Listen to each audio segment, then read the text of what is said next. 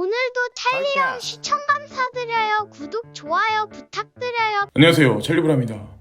오늘은 영상을 준비를 하면서 제가 더더욱 이 명목 카페가 사라질 거다, SDR 통화바스켓에 문제가 생길 거다, 특히나 유로존 먼저 문제가 생길 거다라는 거에 관해서 확신을 많이 갖게 됐는데, 그것에 반증이 되는 여러 가지 소스와 자료를 가지고 이번 영상은 좀 풀어나가려고 합니다. 그래서 오늘 영상은 아마 노란 딱지를 받을 가능성이 되게 높아요. 저는 이제 유로와 회원을 가입받지 않기 때문에 노란 딱지가 사실은 요즘에는 조금씩 막 이래서 수익이 없을 때도 있어요, 영상을 제작을 해도. 근데 오늘 거는 좀 제가 보기에는 그런 느낌이 되게 강한데, 제가 이제 말씀드리고 싶은 게, 어쨌건 오늘 영상에 되게 중요하기 때문에 아마 지금까지 제 영상을 카피해서 본인의 프레임화해서 영상 제작하고 그런 어떤 영상을 또 사람들한테 돈 주고 파는 사람들도 있는데, 그런 사람들도 아마 오늘 영상은 특히나 이제 많이 베끼지 않을까라는 생각을 합니다.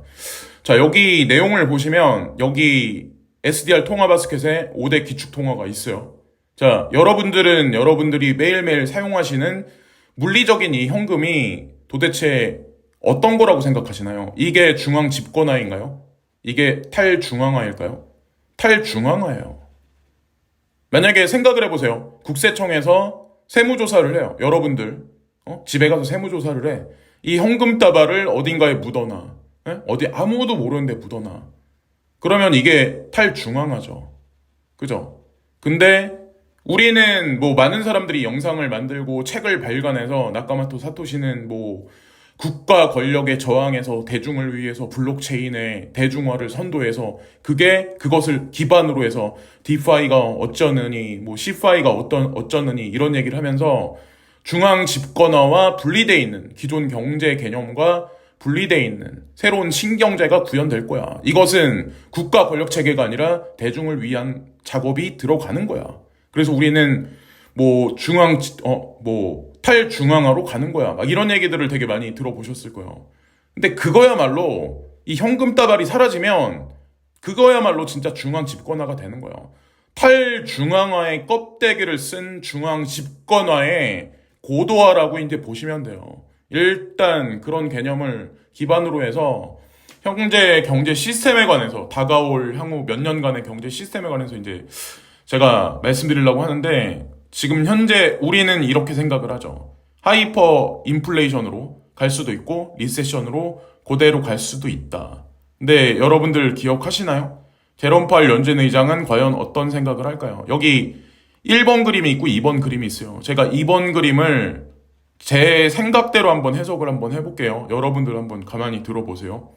여기 전차가 이쪽 라인으로 들어가서 이쪽 라인으로 간다고 쳤을 때, 일단 이 라인으로 가면 하이퍼 인플레이션이에요. 인플레이션이 지속적으로 올라간다. 연준에서는 금리를 멈추는 거는 아마도 멈춘다. 금리 인상을 멈춘다는 얘기는 동결시킨다는 얘기고, 동결시킨다는 얘기는 양적 완화한다는 얘기와는 차원이 아주 많이 다른 거거든요. 그런 개념이거든요.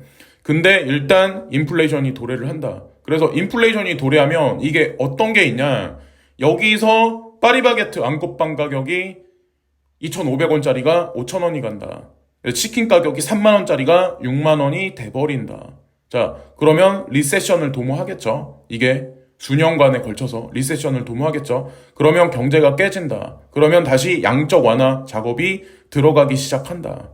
이 사이클이 무한 반복이죠. 근데 지난 100년간 그렇게 해왔지만 거의 끝판까지 몰렸다는 거죠, 인제는. 왜냐면 경제 규모 축소 상황에 지금 있기 때문에 새로운 판을 짜야 된다는 거죠. 새로운 레일을 깔고. 그래서 기존에 있는 달러 시스템으로 QE가 진행되는 게 아니라 새로운 시스템이 도입되기 얼마 안 남았다는 거죠. 사실은 우리는 당장 코인 투자했으니까 당장 뭔가 손에 쥐어지고 수치상 직관적으로 뭔가 보여야 확신을 갖지만, 어쨌건 거의 상황이 다 왔어요. 하이퍼 인플레이션이 도래를 하면 거기서는 정부도 마찬가지로 쉽지가 않은 상황이 도래합니다. 자, 이제 현실적인 얘기부터 이제 제가 풀어서 이제 말씀드리려고 하는데, 이게 9월 4일 날 체코 프라하에서 어저께인가 아마 그저께부터 이 뉴스가 아마 해외 외신부터 많이 돌았을 거예요. 체코 프라하에서 7만 명 반정부 시위, 에너지 위기 대응 촉구 요런 얘기가 돌면서 뭐 7만 명의 어떤 이런 사람들이 뭐 그 중앙정부 광장에서 시위를 했다 이런 얘기들이 있더라고요. 여러분들 유로존 상황을 아마 아실 거예요. 제가 하도 떠들어서. 근데 이게 체코의 문제일까요? 프랑스도 독일도 마찬가지예요. 독일도 농부들이 지금 수익 구조가 지금 현재 깨져 있는 상황이라서 트랙터를 끌고 도심지로 가서 막 반정부 시위를 막 한다고 하더라고요. 자, 프랑스, 독일 여기는 제외일까요? 마찬가지라는 거죠. 그럼 한국은 어떨까요? 근데 한국에만 사시는 분들은 이런 뉴스 보면서 남의 나라 일 생각하고 좋을 때는 이 나라에 관해서 뭐 한국 뭐라고 뭐 헬조선이다 얘기하고 막 이러잖아요. 근데 그냥 객관적으로 한국을 바라보자는 거죠. 한국 살기 좋은 나라라는 거. 예. 그걸 한 가지 이제 짚고 넘어가고 싶고, 자, 여기서 이제 연장선상에 있는 얘기를 제가 이제 한 가지 또 말씀드릴게요. EU 에너지 대표, 자, 중국과 인도의 러시아 석유 가격 상한선 지지 촉구. 자, EU에서 중국과 인도에 이런 제안을 하는데, 과연 중국과 인도가 이 말을 들을까요? 이 말을 들을까요? 중국과 인도는 모스크바의 우크라이나 침공 이후 할인된 요금의 혜택을 받아 러시아 석유 구매를 늘렸습니다. 유로존에는 오히려 지금 가스프롬 가스관이 갖은 온갖 명분을 붙여서 가스관을 잠궈버려서 에너지 가격이 지속적으로 올라가서 인플레이션을 못 잡는 상황인데, 자, 그러면 경제 상황이 계속해서 축소되고 콜lap스되고 있는 현재 상황인데, 그러면 헐값의 에너지를 지하자원을 공급받는 중국과 인도 입장에서는 과연 지금 현재 경제 상황이 어떨까요? 우리가 지금 표면적으로 외신을 통해서 매일매일 보는 뉴스가 진짜 100% 사실일까요? 이 뉴스를 기준으로 했을 때 과연 어디 경제가 무너지고 어디 경제가 서서히 올라가기 시작을 하냐.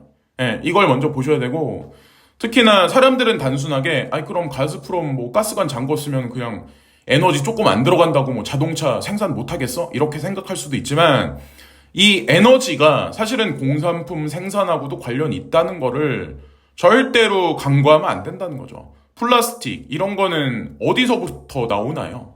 자, 그리고 천연가스로부터 나오는 비료가 있어요. 비료가 있어야 농작물을 수확을 할 수가 있어요. 그거를 뭐 작황을 좋게 만들 수가 있어요. 이것과 다 연결고리가 있다는 거죠. 그러면 엔겔 지수가 올라가고, 자, 유로존에 살고 있는 사람들의 삶의 질은 떨어질 수밖에 없고, 그러니까 체코 프라하에서 사람들이 길에 뛰어나와서 저는 막 시위를 한다라고 생각합니다. 살기 위한 몸부림을 치는 거죠. 그 사람들이 나빠서 그런 게 아니라. 그러면 어떤 사람들은 저한테 이제 그럴 거야. 그러면 미국이 유로존을 도와주면 되지 않냐. 셰일가스가 넘쳐나는데. 이거는 하나는 알고 둘은 모르는 거. 셰일가스를 축적해서 생산해내는 비용이 그냥 러시아에서 가스프롬에서 가스관으로 유로존으로 가는 거랑 코스트 자체가 상대가 안 되기 때문에, 자, 이거는 말도 안 되는 얘기고, 설사 셰일가스를 보급을 해준다, 예를 들어서 뭐 도와준다고 하더라도 운반 코스트 비용은 어떻게 될까요? 이게 당장 엄발의 오줌 누기밖에 안 된다는 거죠. 예. 결국 유로존에서 뭐 예를 들어서 뭐 스위프트 제재를 한다, 아니면 뭐 어떤 그 러시아에 관한 어떤 뭐 정치적인 어떤 막 그런 걸 성향을 강하게 펴봐야 결국에는 자기 발등 자기가 찍은 격으로 지금 GDP, GNP는 하락하고 인플레이션은 상승하고, 이런 모든 상황은 결국 유로존 자체가 만들어냈다는 거죠. 예. 저는 이제 그렇게 생각해요. 또 하나 이제 중요한 게, 미래에 관한 얘기를 제가 이제 한 가지 말씀드리려고 하는데, 여기 프랑스, 전에 이제 마크롱 대통령하고 이제 붙었었는데, 이분은 이제 탈락되셨죠. 마린 르펜이고, 여기 지금 현재 푸틴. 이거 나와 있어요. 근데 미래의 상황에 관해서 제가 한번 예측해 볼까요? 차기의 추후에, 자, 이분은 극우 성향이 되게 강해요. 근데 이분이 당선될 확률이 되게 높아요. 전 세계 지금 정치 지형도 자체가 극우 성향인 어떤 그 정치 성향 가진 사람들이 점점 득세하고 있어요. 예. 그러니까 뭐 이런 얘기를 제가 또 하면은 뭐 우파냐 막 이렇게, 저는 우파도 아니고 좌파도 아니에요. 저 이런 거 관심 없어요. 별로 이거 신경 쓰고 싶지도 않고, 그냥 저는 그냥 흐름이 이렇게 보입니다를 저는 그냥 말씀드릴 뿐이에요. 그러면 이게 뭐하고 또 연결돼 있냐? 자, 추후에 마크롱이 이번에 재임되긴 했지만 사실은 이게 유로존 해체와 연결돼 있다는 거죠. 사실은 친러예요. 마린 르펜 같은 경우는 푸틴 대통령과 어느 정도 관계가 있어요. 근데 여기다가 한 가지 더, 이제 막 브라질도 마찬가지지만 여기 보세요. 이탈리아 45세 극우 멜로니 사상 첫 여성 총리 유력. 이게 얼마 전에 나왔던 얘기였었거든요. 근데 이분도 마찬가지로 친러 성향이 상당히 강해요. 그리고 주장하는 바가 뭐냐면 유로존에서 탈퇴해야 한다라는 얘기와 나토에 관해서도 썩 이렇게 긍정적인 발언을 많이 하는 사람이 아니에요. 이거는 마린 르페이랑 비슷한 성향의 어떤 그런 주자들이죠. 근데 공통점이 뭐냐? 다 여성이라는 거죠. 제가 제 채널에서 강조해서 말씀드렸죠. 시간이 흘러가면 갈수록 남성보다 여성 위주의 어떤 그런 사회로 변화되기 시작을 할 거다. 자, 어쨌건 지금 현재 돌아가는 예를 저는 이제 그대로 객관적으로 말씀드리는 거고, 제가 이제 말씀드렸다시피 마린 르펜은 공약을 걸고 나오면 EU 탈퇴, EU 탈퇴를 항상 끌고 나왔었어요. 자, 그래서 향후에 유로존에 관한 얘기를 이제 말씀드린 거고, 유로존이 해체가 되면 현재 있는 명목 카페인 기축통화 중에 두 번째 자리에 있는 유로화는 크랙이 가기 시작을 할 거다. 이게 우리 가상자산 시장하고 연결고리가 있고, 좀 전에 이제 말씀드렸다시피 푸틴, 그러니까 러시아로부터 헐값의 지하자원과 에너지를 공급받는 인도와 중국은 과연 향후에 어떻게 될지. 우리는 흔하게 뭐 러시아가 문제를 일으켰으니까 안 좋게 되기를 바라죠. 그건 우리 그냥 개인적인 감정이고 감성이죠. 그걸 무고한 시민이 죽기를 바라는 사람은 없어요. 저도 마찬가지로. 근데 중요한 건 국가 부도는 나지 않았고, 러시아 루블화는 승승장구했어요. 오히려 스위프트 제재에 들어가면서. 근데 웃긴 거는 이들 국가가 꽁꽁 뭉쳐진다는 거죠. 시간이 가면 갈수록. 스위프트에서 제재를 받으면 받을수록. 추후에 중국이 대만 사태를 일으켜서 스위프트 제재를 받으면 거기서 또 하나의 아마 가장 거대한 그림이 나오기 시작을 할 거예요. 그게 딱 이거죠. CIPS, SPFS, SFMS, 요 3대 축을 기점으로 해서 스위프트 1.0은 깨져버리고 스위프트 2.0이 들어가는 거고, 이게 여기 ISO 200E랑 이게 또 같이 연합해서 움직인다는 거죠.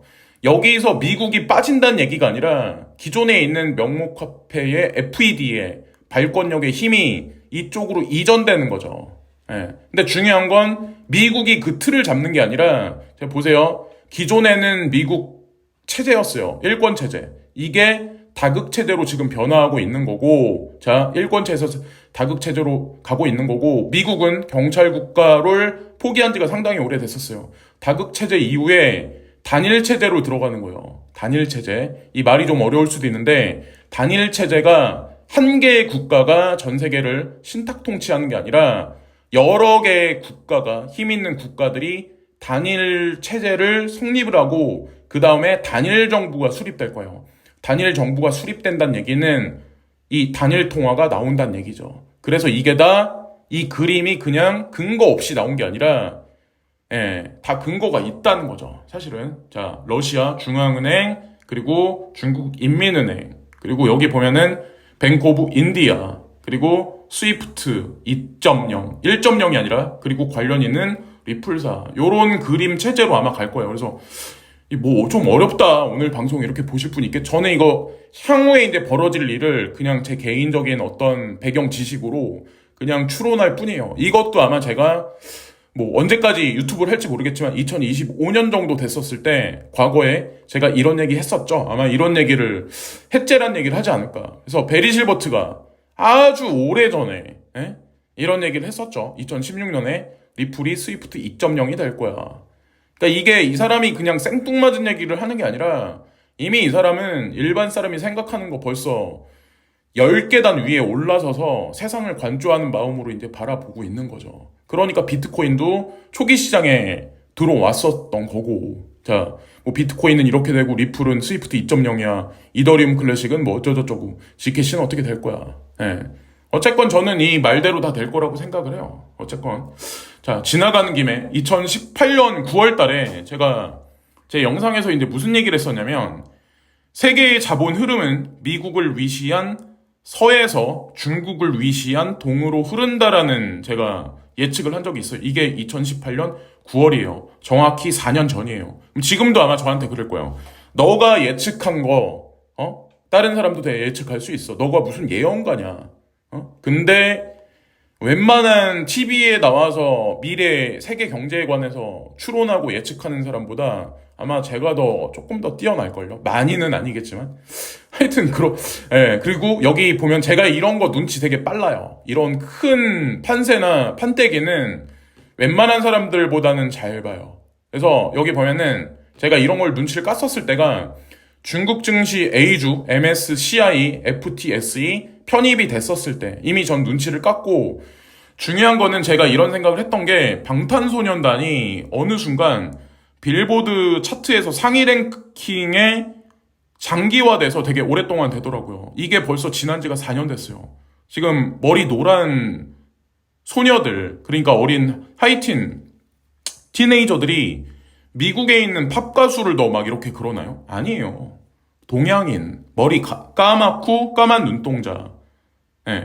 그런 사람들을 막 이렇게 더 우상화하죠. 바로 이거예요. 이거를 내세워서 글로벌 리스트가 저는 지금 판을 새로 짠다고 생각을 하고 골드만삭스 USDC 코인 뭐 어쩌고저쩌고 자 여기까지 어쨌건 그랬었다는 거. 그래서 제 뉴스를 보면서 당장 내가 코인 투자하는 거랑 무슨 관련이 있는데 뭐 관련 없다라고 생각하시는 분 단순하게 그냥 뭐 오늘은 뭐 올라요 내일은 내려요. 근데 그렇게 하는 사람들이 그렇게 방송하는 사람들이 그거를 맞히나요? 잘? 제가 한번 묻고 싶어요. 그렇게 잘 맞히나요? 그래서 제 방송을 보고 어렵다, 뭐 이거 아닌 것 같아 이렇게 생각하시는 분은 그냥 안 보시면 돼요. 그냥 복잡하지 않게 단순하게 지금과 같이 살던 대로 다람쥐 책바퀴 돌듯 아침부터 밤까지 이런 사람들의 특징이 뭐냐면 오늘 뉴스가 오른쪽으로 가라고 나왔으면 만약에 이틀 후에 왼쪽으로 가라고 나왔으면 그 당장의 뉴스가 정답이라고 해석해버린 사람들, 본인의 주관적인 해석이 전혀 결여돼 있는 사람들, 그냥 이렇게 살아왔으니까 그냥 이렇게 사는 거죠. 근데 저는 이거를 조금이라도 더 깨우쳐 드리려고 하고 저 이제 그런 거거든요. 사실 제 방송은 뭐 그거는 뭐 개인의 판단이고, 그리고 중요한 건 제가 아까 초반에 이제 말씀드렸다시피 제가 예전에 이제 유료화 얘기를 한번 꺼낸 적이 있었는데 이게 어디서부터 사실 나온 거냐면 악플은 그렇다 치고 뭐 그러려니 해요 솔직히. 근데 이런 게 있어요. 유튜브 하는 사람들이 엄청나게 많이 늘어났는데 제가 영상에서 한 프레임이 있어요. 어떤 말이 있어요. 뉴스와 뉴스의 연결고리를 형성을 해서 그거를 논리적으로 추세를 이렇게 만들어냈는데 그거를 그대로 가져다가 그거를 본인 방송에서 언급을 해요. 거기다 살을 붙여서 본인이 생각한 것 같이. 근데 또 이 새끼들이 웃긴 게 뭐냐면 또 유료화를 하네. 그러니까 제 입장에서는 약오르죠. 좀 짜증나죠. 근데 이런 새끼들이, 이런 인간들이 이런 짓만 안 해도 제가 이런 생각을 안 하겠어요. 상당히 기분 안 좋은 거거든요. 제 입장에. 그래서 그냥 저희 어머니 얘기로는 그냥 야, 밥 벌어먹고 살겠다고 그러는데 그냥 그러려니 생각해라. 마음 넓게. 근데 그렇게도 생각을 하긴 하지만 어쨌건 좀 이런 면은 좀 섭섭하더라고요. 인간에 관한 어떤 그런 거. 본인 생각대로 그냥 영상을 그리고 또 하나는 뭐 항상 이제 뭐 광고 시청 꾸준하게 해주시는 분들한테 깊이 항상 감사를 드려요. 그리고 코인에 관한 얘기도 이제 제가 말씀드리려고 하는데 뭐 그레이스케일이 죽었다, 뭐 베리 실버트가 어쩌네, 촉이 떨어졌네, 뭐 찰리브 말도 많고 탈도 많고 저도 이제 인정해 그거는. 왜냐면 당장 내가 투자한 코인 가격이 안 올라가고 마이너스는 박박 끌고 그게 장기화되면 사람 심리가 무너지니까 누군가를 원망할 수밖에 없어요. 그거는 뭐 이해를 해요. 그러나 제가 이제 한 가지 말씀드리고 싶은 거는 분명히 다시 한번 말씀드리는데 ETF가 들어갈 수 있는 코인이 제한적이라는 거고 여기에 이 코인들이 들어갔을 때는 다 분명히 이유가 있다는 거. 그리고 제가 특별하게 뭐 WRX 뭐 인도 관련해서 막 이 중국 관련해서 뭐 이런 코인 얘기했었을 때는 그냥 제가 쉽게 생각해서 구독자를 쉽게 생각해서 얘기했던 건 절대로 아니라는 거. 그거는 알아달라는 거죠. 예. 어쨌든 결과는 시간이 좀 늦어질 뿐이지. 그리고 중요한 거는 예를 들어서 뭐 당장에 뭐 엄청 큰 불장은 안 올 거라고 저는 생각해요. 사람들은 정고점이 당장 연말에 발생할 정고점이 그 정도까지는 안 갈 거야 아마. 제가 보기에는. 그 정도가 되려면 그 정도 이상이 되려면 돈이 일단 엄청나게 풀려야 돼. 근데 그거는 마일드 리세션이 어느 정도 지나면 거기서부터 다시 아마 금리를 인하한다는 얘기를 할 거예요. 그 시점인 거고 중요한 거는 2025년 정도 되면 이 코인 가격이 엄청나게 올라갈 거예요. 그 중간에도. 근데 제가 이제 미리 말씀드리는데 그냥 내 계좌가 엄청나게 늘어가 있겠지만 욕심을 너무 많이 부리면 엄청나게 늘어난 내 계좌가 공기와도 같이 순식간에 수백억이 사라질 거예요. 제가 미리 말씀드리는 거예요. 요런 상황에서 어떻게 해야 되냐. 어쨌건 저는 뭐 계속해서 이런 걸 말씀드릴 거고, 뭐 하여튼 그럴 겁니다. 자, 오늘 영상이 어떤 분들한테는 어려울 수도 있고 쉬울 수도 있는데 저는 좀 중요하다라는 생각을 했었거든요. 오늘 영상 내용 같은 경우는. 그래서 추후에 뭐 유로전부터 해가지고 추후에 어떻게 될지 한번 여러분들도 한번 스스로 한번 자료조사를 해가지고 한번 추론을 한번 해보세요. 댓글도 본인의 생각을 한번 달아보시고. 자, 여기까지 말씀드리면서 이번 영상도 마치겠습니다. 감사합니다.